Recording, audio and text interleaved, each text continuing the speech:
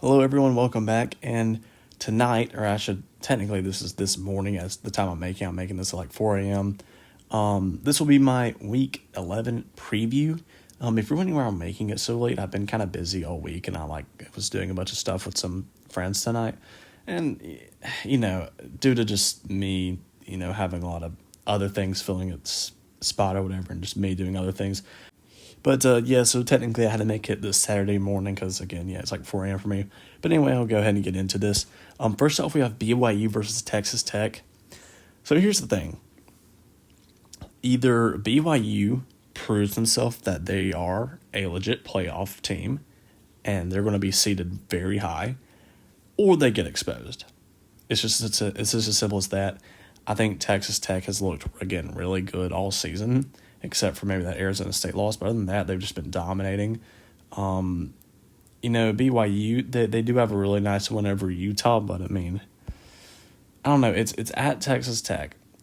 Texas Tech is like a 10.5 point favorite or something like that, which I think it's kind of ridiculous. Like, I think, BYU put up a good fight, but I am taking Texas Tech in this one. I haven't watched a lot of film on either of these teams, but I don't know. Just something tells me I should go with Texas Tech, so I'll pick them. Next, we have one of my most anticipated games of the entire weekend. Maybe my most anticipated game is Texas A&M versus Missouri. Here's the thing. This is where upsets happen. This is where upsets happen. If Texas A&M is going to lose to anyone this season outside of maybe Texas, it'd be Missouri on this road game, because Missouri, is their offense terrible?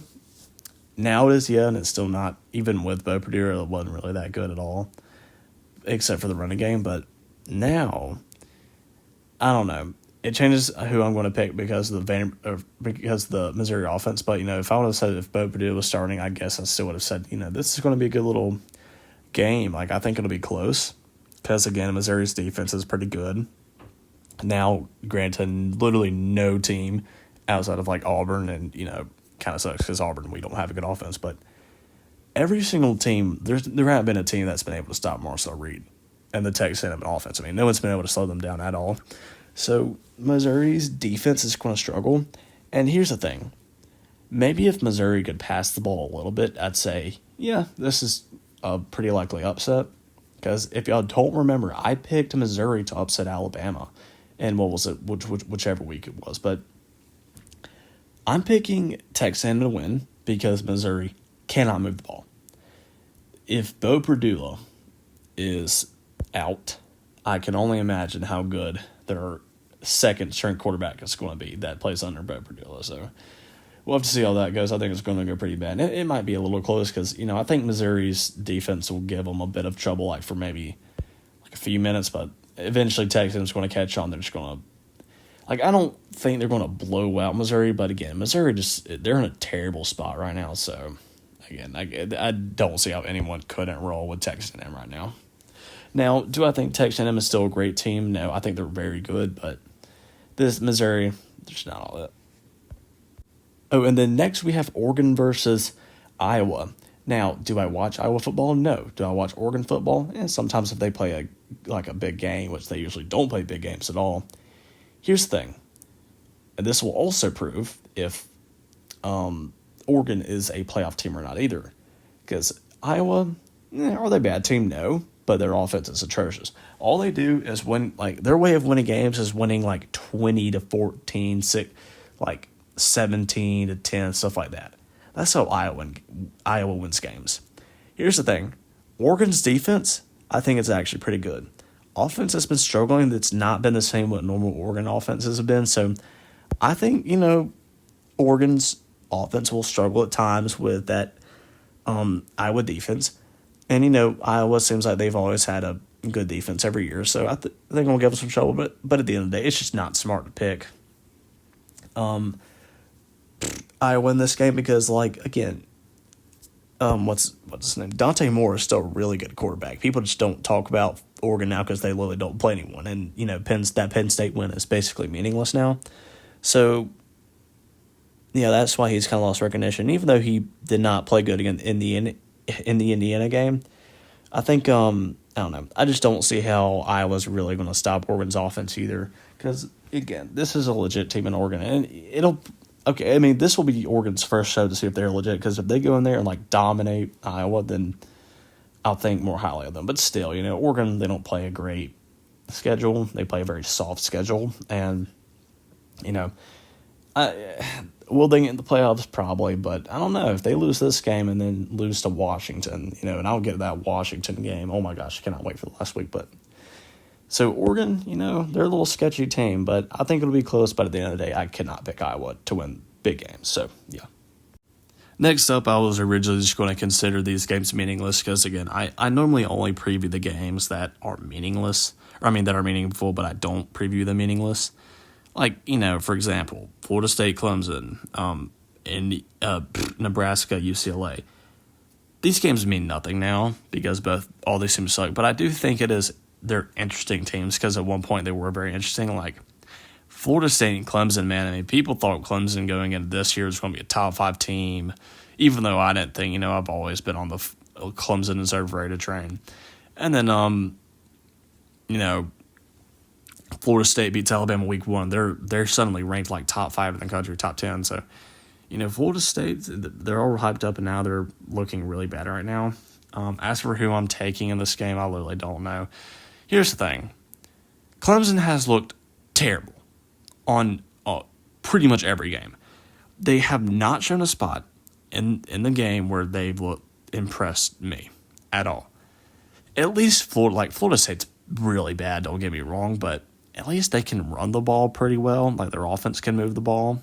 And even though defense isn't great, they can make plays. I mean, you saw it against Alabama. They still have the guys to make plays. So I favor Florida State in this one, and I think it's at Florida State. I'm not 100% sure, but yeah, I just don't see how Clemson's going to keep up. I think, what's his name, Tommy Castellanos and Gus Malzahn's offense they're going to get rolling. Dabo Swinney, as to how he has a job, I don't know. Hasn't been relevant for a while, but, is what it is. I don't know how, again, I literally don't know how Clemson is going to win this game. I mean, I don't know what it is. They just look terrible. It's just as simple as that. Oh, yeah, and we have the Nebraska-UCLA game. I thought UCLA might be a little better ever since, they went on that 3-0 run after firing their head coach. But nah, they got absolutely emaciated by Indiana. So, there's not a very good team. And, UCLA could pull off a little upset against Nebraska, but Nebraska's just the better team. Dylan Raiola is still a really good quarterback, and I expect Nebraska to win this game easily. Next up, we have Penn State versus Indiana. And if you want to know my thoughts on this game, give me Indiana by however many miles there is from the earth to the sun. That's the number I'm taking Indiana by. I literally don't know how Penn State's going to win this game at all. Even though, these rivalry games get heated up, Penn State is awful. And it's genuinely shocking because, and did I think, Penn State was going to be should be ranked inside the top 3 going into week 1? No, I didn't. But they somehow got so much worse. Like just over, I don't even know how. They're just terrible now. Like it's just weird. So Penn State's out of the playoffs, and I do not know how they're going. It's impossible. They can't beat Indiana. Indiana is a championship contender. So give me Indiana by 1,000,000. Next up, we have Georgia versus Mississippi State. Now, this game, people would normally say, it's big and bad Georgia playing, Mississippi State, who's never good at all. Here's the thing. This year, Mississippi State is pretty good. Even though the record does not say it, they have gotten absolutely... they didn't get robbed because it's their fault, but just like their execution was so bad in these clutch moments. For example, when they played Florida, it's like 4th or it's, 3rd and whatever. Well, no, it's first down, but again, you're in their territory. All you have to do is run the ball, kick a field goal, and you win the game. They decided to throw a pick, and the Florida player picks it off, kneels, and that was the game. Blew the Tennessee game, literally. I don't know. Couldn't win that one. They couldn't. Who else did they just recently lose to? Just anyone in general. They've just, I don't know. Mississippi State's been, being disappointed all season. They have just, again, they blown all these games. Oh, yeah, the Texas game. Oh, my gosh, that was the absolute worst. That actually made me so mad when Mississippi State blew that game. That was rough. But Mississippi State is a legit team, and I think they can compete.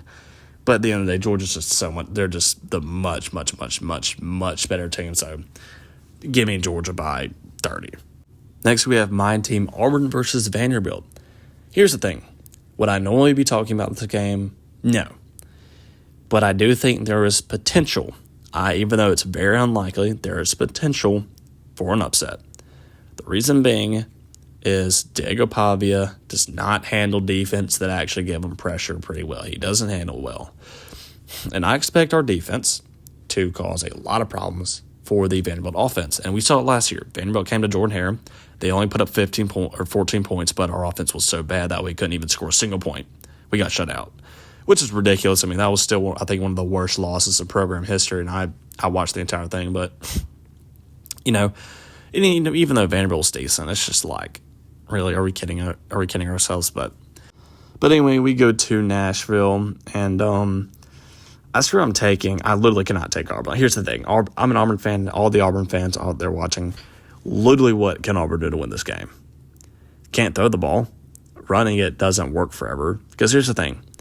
Running might work a little bit, but once a team realizes you heavily rely on the run, which, Vanderbilt definitely already knows that from us.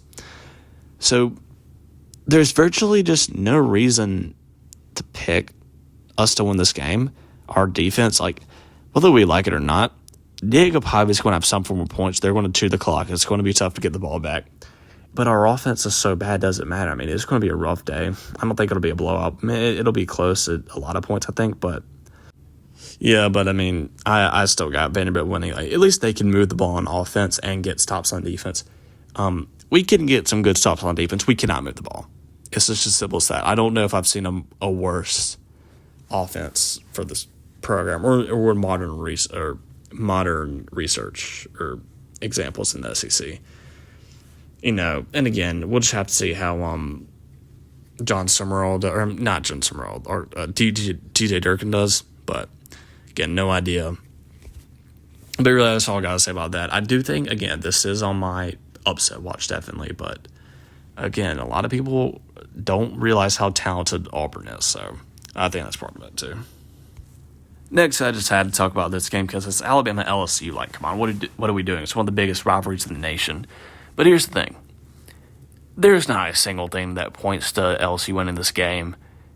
Offense ain't going to be able to score. It's in Bryant Denny. It's a night game, I'm pretty sure. Or is it? Maybe I'm not 100% sure. But it's a night game if I'm thinking right. And I don't know how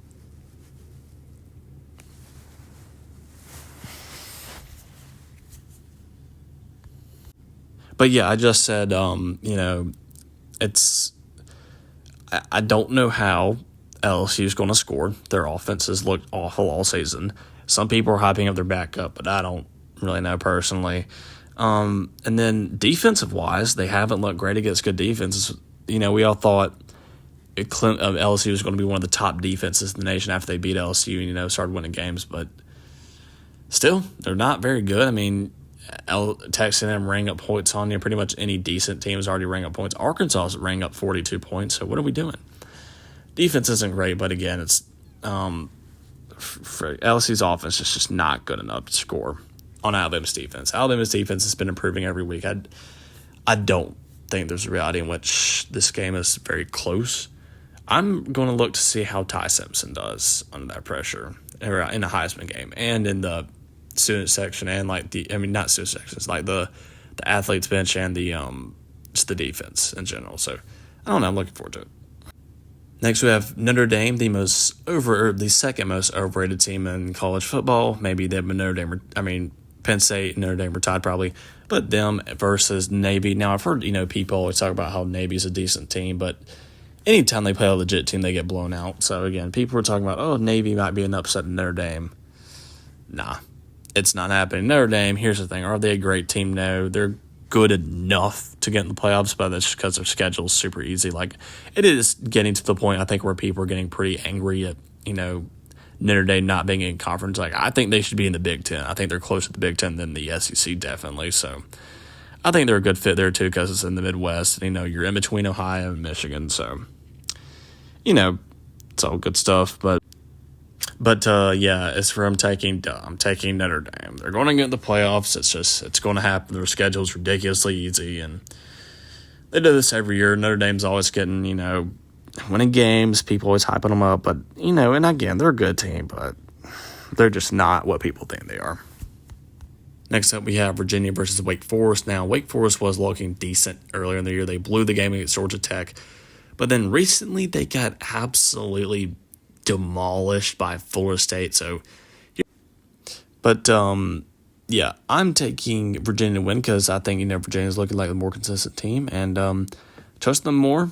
I don't know. Virginia just plays good football, man. So I think they're going to get in because of that.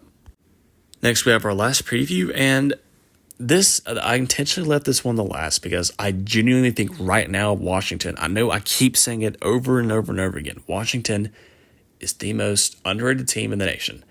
They don't have a bad loss. They've been winning games by a lot, and I think they have a decent enough resume.